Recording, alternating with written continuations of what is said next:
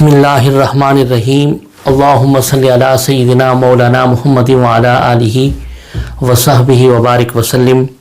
محترم سامعین و ناظرین، السلام علیکم ورحمۃ اللہ وبرکاتہ۔ الحمدللہ حضور سیدی شیخ الاسلام ڈاکٹر محمد طاہر القادری مدظل العالی کے 17ویں سالگرہ کے موقع پر آپ کے علمی روحانی تجدیدی خدمات کو خراج تحسین پیش کرنے کے لیے شیخ الاسلام سیریز کے نام سے ہم نے یہ سلسلہ آپ کے لیے شروع کیا ہے۔ آج کی یہ پہلی ایپیسوڈ ہے اور آج کا موضوع ہے شیخ الاسلام کا قرآنی علوم کے فروغ میں کردار۔ اللہ رب العزت نے قرآن مجید میں ارشاد فرمایا، اعوذ باللہ من الشیطان الرجیم وَاعْتَصِمُوا بِحَبْلِ اللَّهِ جَمِيعًا وَلَا تَفَرَّقُوا۔ صدق اللہ مولانا العظیم۔ کہ تم سب مل کر اللہ کی رسی کو مضبوطی سے تھامے رکھو اور تفرقہ میں مت پڑو۔ حاضرین محترم، اس آیت کریمہ کی تشریح کے لیے تفسیر کے لیے آقا علیہ السلام کے فرمان مبارک سے رہنمائی اور ہدایت لیتے ہیں۔ صحیح مسلم میں امام مسلم نے حدیث پاک کو روایت کیا، کتاب اللہ عز و جل هو حبل اللہ من اتبعہ کان علی الہدی ومن ترکہ کان علی ضلالۃ۔ اللہ تعالیٰ کی جو کتاب ہے وہ اللہ کی رسی ہے، جس نے اس کی اتباع کی وہی ہدایت پائے گا، اور جس نے اس کو چھوڑا ترک کیا وہی گمراہی پر ہوگا۔ حضرت محترم، اس فرمان رسول صلی اللہ علیہ وسلم کی حقیقت سے یہ بات بالکل واضح ہے کہ قرآن مجید حق و باطل اور ہدایت و گمراہی کا معیار اور کسوٹی ہے۔ انفرادی سطح سے لے کر اجتماعی سطح تک حقیقی کامیابی اور کامرانی کا پیمانہ صرف قرآن مجید ہے۔ جو شخص، جو جماعت جتنا زیادہ قرآن پاک سے متمسک ہوگی، اس کے ساتھ تعلق رکھے گی، اس کے ساتھ اپنا رشتہ قائم و دائم رکھے گی، ایمانی رشتہ، اور حضرت محترم اتنی وہ تنظیم، اتنی وہ تحریک، اتنا وہ شخص، اتنا وہ فرد کامیابی و کامرانی کو حاصل کرے گا۔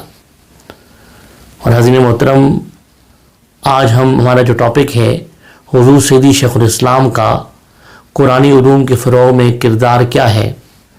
آئیے سب سے پہلے ہم یہ دیکھتے ہیں کہ بانی اور مؤسس تحریک منہاج القرآن کی جو فکر شیخ الاسلام نے قائم کی، یا جو فکر دی اس تحریک کے نام پر، اس کی اساس قرآن مجید ہے۔ یعنی تحریک منہاج القرآن کی فکری اساس قرآن مجید ہے، اور تحریک منہاج القرآن کا قرآن مجید کے ساتھ گہرا ربط، تعلق کا اندازہ اس بات سے آپ لگا سکتے ہیں کہ اس کے بانی یعنی شیخ الاسلام ڈاکٹر محمد طاہر القادری مدظل العالی نے جب 17 اکتوبر 1980 کو تحریک کی بنیاد رکھی تو اس کا نام منہاج القرآن رکھا، یعنی قرآن کا راستہ، اور اسی سال اپنے تفسیری مجموعے کا نام تفسیر منہاج القرآن رکھا۔ اور اس کے ساتھ ساتھ آپ نے 22 مئی 1981 کو تفسیر قرآن کے سلسلے میں تسمیت القرآن کی تقریب رونمائی کی، اور اس کے علاوہ عوامی سطح پر قرآنی علوم کے فروغ کے لیے شادمان لاہور کے اندر عظیم الشان قرآن کانفرنس کا انعقاد کیا، تاکہ رجوع القرآن کے ذریعے قرآن مجید کے ساتھ جو ٹوٹا ہوا تعلق تھا اس کو جوڑنے کے ذریعے تحریک کو پذیرائی حاصل ہو، اور قومی سطح پر انوار قرآن کو عام کرنے کے لیے 1983 میں پی ٹی وی پر درس قرآن کا جو آغاز کیا، اس کا نام بھی فہم القرآن رکھا۔ حضرت محترم، شیخ الاسلام نے گراس روٹ لیول سے علوم قرآنیہ کے فروغ کے لیے وفاق سے میں چاروں صوبوں کے جو چاروں صوبوں کے جو شہر تھے، کوئٹہ کے اندر، کراچی کے اندر، لاہور کے اندر، پشاور کے اندر جو دروس قرآن کا آغاز کیا. یعنی اس بات سے آپ اندازہ لگا سکتے ہیں کہ آپ نے تحریک کی بنیاد رکھنے کے ساتھ ہی جو ہے اپنی فکر کی بنیاد اس عمل پر طے کر دی تھی کہ اس کی فکری اساس قرآن مجید ہوگی. اور حضرت محترم پھر اس کے بعد فہم قرآن کے لیے آپ نے تحریک منہاج القرآن کے جب بنیادی اہداف بنائے تو اس میں تیسرا ہدف جو تھا وہ رجوع الی القرآن کا رکھا. اور آپ نے جو اہداف 7 اہداف مقرر کیے تحریک کے، اللہ اور اللہ کے رسول پر ایمان لانے کے بعد تیسرا ہدف قرآن مجید رکھ کر آپ نے یہ بات واضح کر دی کہ اس تحریک کا اور ہمارا بنیادی منشور صرف اور صرف قرآن مجید ہے. اور حضرت محترم شیخ الاسلام ڈاکٹر محمد طاہر القادری مدرس اللہ علیہ نے اس کا یہ بنیادی امتیاز تھا آپ کی فکر کا کہ آپ نے امت کے ہر مرض کے اسباب کی تشخیص کی، ہر مرض کو جانا اور پھر اس کے بعد اس کا مناسب علاج قرآن مجید سے تجویز کیا. اور پھر آپ کے نزدیک قرآن مجید سے انحراف، قرآن مجید سے جو دوری ہے، یہ ایک ایسا مرض ہے جس نے امت کی علمی، فکری، نظریاتی اور معاشرتی اور تعلیمی بنیادی کھوکھری کر دی تھی اور اس سے قومی تشخص اور وقار کو نقصان پہنچا تھا. اور آپ نے اس مرض کی اصلاح کے لیے تحریک کے بنیادی اہداف میں اسی لیے رجوع الی القرآن کو رکھا اور اس کے 5 تقاضے متعین کیے کہ قرآن حکیم سے محبت پر مبنی تعلق کے اندر استحکام ہو. دوسرا، قرآن حکیم کے ساتھ جو تعلق کو مضبوط کرنے کے لیے کثرت کے ساتھ اس کی تلاوت کی جائے، قرآن حکیم کے مفاہیم و معنی پر غور و فکر کیا جائے، صرف تلاوت پر اکتفا نہ کریں بلکہ اس کے معنی پر، اس کے مفاہیم پر غور کیا جائے. پھر قرآن حکیم کے فرامین اور احکام پر پھر عمل پیرا ہو جائے. سمجھنے کے بعد ان معنی کو پھر عمل پیرا ہونا بھی ضروری ہے. اور پھر 5واں جو تقاضا رکھا قرآن حکیم کے فرامین اور احکام کی تبلیغ و اشاعت جو ہے وہ اس کا 5واں تقاضا رکھا رجوع الی القرآن کا. حاضرین محترم، آپ نے یہ بنیادی جو ہے منشور بیان کر کے کہ رجوع الی القرآن کو تیسرا ہدف رکھ کر کے آپ نے اس چیز کو واضح کر دیا کہ قرآن مجید سے جو جتنا زیادہ قریب ہوگا اتنا زیادہ وہ اپنی عقل و خرد کو اور اپنی قلب و روح کو منور کرے گا. اور تیسرا جو ہے آپ نے قرآن مجید کے فروغ کے لیے آپ نے کثیر کتابیں تصنیف کی قرآن مجید کی موضوع کے اوپر شیخ الاسلام نے، تاکہ قرآنی حقائق جو ہیں، قرآنی معارف جو ہیں، قرآنی اسرار و رموز جو ہیں، تاکہ عوام الناس تک آسانی سے جو ہے وہ پہنچ سکیں. اس کے لیے آپ نے نہایت مفید لٹریچر محنت شاقہ سے اور عرق ریزی سے آپ نے کام کیا مفید لٹریچر کے لیے.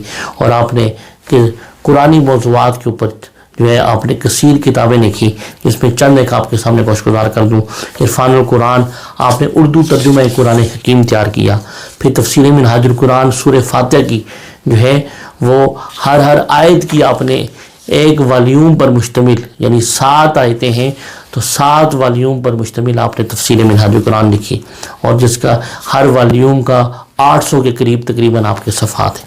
اور پھر اس کے بعد تفسیر منہاج القرآن سورہ بقرہ کی ہم نے لکھی.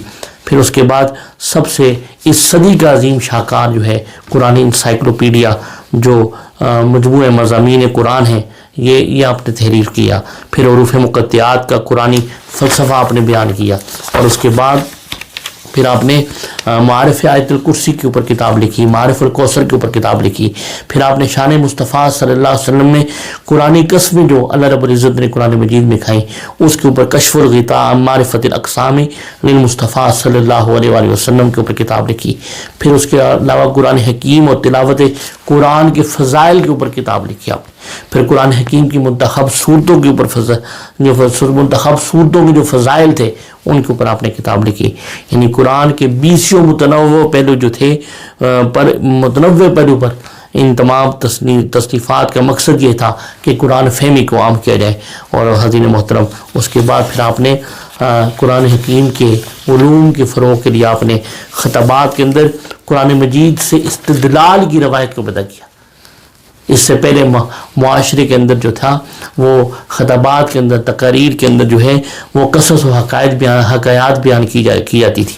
آپ نے کیونکہ قرآن فہمی کے دو بنیادی ذرائع ایک تحریر اور ایک تقریر, آپ نے دونوں ذرائع کی اساس جو ہے مروجہ اسلوب جو تھا قصص اور حکایت اس کی بجائے آپ نے آیات قرآنیہ پر اور حدیث نبویہ پر استوار کیا.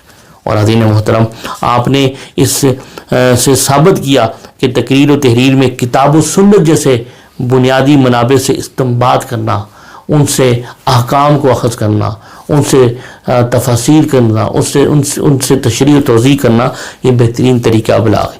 اور پھر آپ نے حضرت محترم آپ کی تعریف کردہ کتب حدیث کا بنیادی وصف یہ ہے کہ آپ نے جتنی بھی حدیث مبارکہ کی کتابیں لکھی اس کے ان مضامین میں آیات قرآنیہ کو بھی کوٹ کیا. اور حضرت محترم پھر اس کے بعد پھر آئیے حضور سید شیخ الاسلام نے تحریک منہاج قرآن کے فروغ کے لیے اور کردار کے لیے درس عرفان القرآن کا سلسلہ جو ہے وہ آپ نے پوری قومی سطح پر اور ملکی سطح پر جو ہے وہ شروع کیا. اور اس کے لیے آپ نے فہم قرآن کو عام کرنے کے لیے آپ نے علوم شریعہ کی معیاری درسگاہیں بنائیں, اور صرف درسگاہیں نہیں بنائیں بلکہ ان سے فارغ التحصیل ہونے والے علماء کرام جو تھے وہ قومی اور بین الاقوامی سطح پر دروس عرفان القرآن کا سلسلہ شروع کیا. اور ملک کے طول و عرض یعنی مشرق سے لے کے مغرب تک, شمال سے لے کے جنوب تک آپ نے جو ہے لاکھوں لوگوں تک نور قرآن پہنچانے کے لیے, نور قرآن سے اپنے سینوں کو مزین کرنے کے لیے آپ نے حلقات دروس عرفان القرآن قائم کیے. اور آپ کے تلامذہ, آپ کے شاگرد, آپ کے طلبہ ملٹی میڈیا کے ذریعے اور جدید تکنیک کے قبول کار لاتے ہوئے آپ کے شاگرد جو ہے لاکھوں لوگوں کو قرآن پاک کی روشنی سے ان کے سینوں کو منور کر رہے ہیں. اور حضرین محترم ان حلقات دروس عرفان القرآن کے اندر اور ان حلقات کے اندر جو ہے کثرت کے ساتھ عوام بھی اور خواص بھی شریک ہو رہے ہیں. اور آئیے آپ کو بتاتے چلیں حضور صلی اللہ علیہ وسلم نے قرآن مجید کے فروغ کے لیے اور کیا کردار ادا کیا. ترجمہ عرفان القرآن آپ نے تحریر کیا. غیر عربی دان جو طبقہ تھا اس کے لیے سب سے بڑا مسئلہ یہ تھا کہ قرآن کریم کا جدید عصری تقاضوں کے مطابق ہم ایسا سلیس اور عام فہم ترجمہ ہو کہ جس سے نوجوان نسل جو ہے وہ قرآن کو سمجھ سکے. انہیں کسی ایسی ترجمے کی قرآن کی اشد ضرورت تھی کہ جو منشا الہی کے مطابق ہو, مراد الہی کے مطابق ہو. تو آپ نے نہایت اختصار کے ساتھ تفصیلی شان کا حامل جو ہے آپ نے ترجمہ عرفان القرآن لکھا, جس میں آپ نے تمام عصری, فکری اور اعتقادی تقاضوں کو مد نظر رکھتے ہوئے ایسا سلیس اور آسان ترجمہ کیا کہ جس سے قاری نے قرآن مجید کو سمجھنے کے لیے بے شمار تفاصیل سے بے نیاز کر دیا. اور حضرت محترم آپ کے ترجمہ عرفان القرآن کو موجودہ وقت میں جو ہے مختلف زبانوں کے اندر, انگلش کے اندر, نارویجن کے اندر, اور اس کے علاوہ ہندی اور یونانی زبان کے اندر, فرانسیسی زبان کے اندر, ڈینش زبانوں کے اندر اس کا ترجمہ شائع ہو چکا ہے. اور ان تراجم کے ذریعے شیخ الاسلام نے 4 دنگ عالم میں جو ہے قرآن فہمی کو فروغ دیا. اور اس کے بعد آپ نے تفسیر منہاج القرآن لکھی, اور تفسیر منہاج القرآن میں آپ کو عرض کرتے چلیں کہ سورہ فاتحہ کی 7 جلدوں پر مشتمل جو ہے آپ نے یہ تفسیر منہاج القرآن لکھی. اور اس کے علاوہ سورہ بقرہ کے حواشی کو تفسیر منہاج القرآن کے نام سے جو ہے وہ موسوم کیا.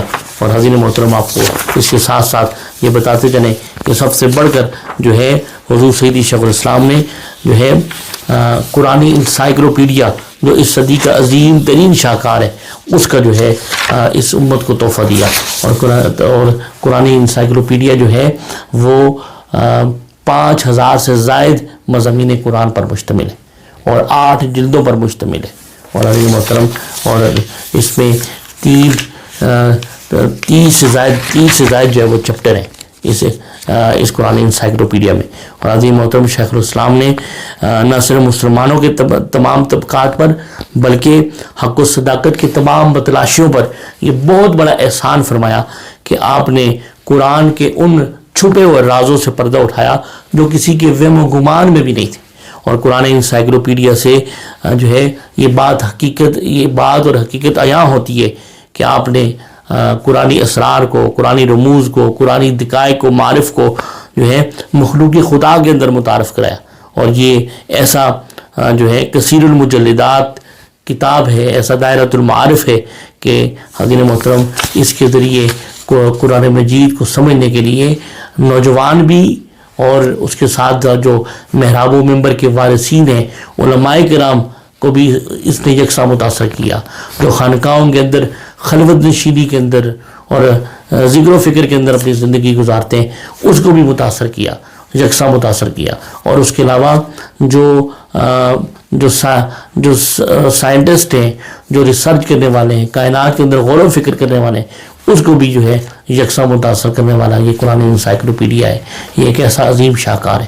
تو اس طریقے سے حضور سیدی شیخ الاسلام نے جو ہے قرآنی علوم کے فروغ کے کردار کے لیے ترجمہ عرفان القرآن بھی لکھا، اور اس کے ساتھ ساتھ تفسیر منہاج القرآن جو ہے وہ سورہ فاتحہ کی تفسیر، دروس عرفان القرآن کا جو ہے وہ سلسلہ بھی شروع کیا.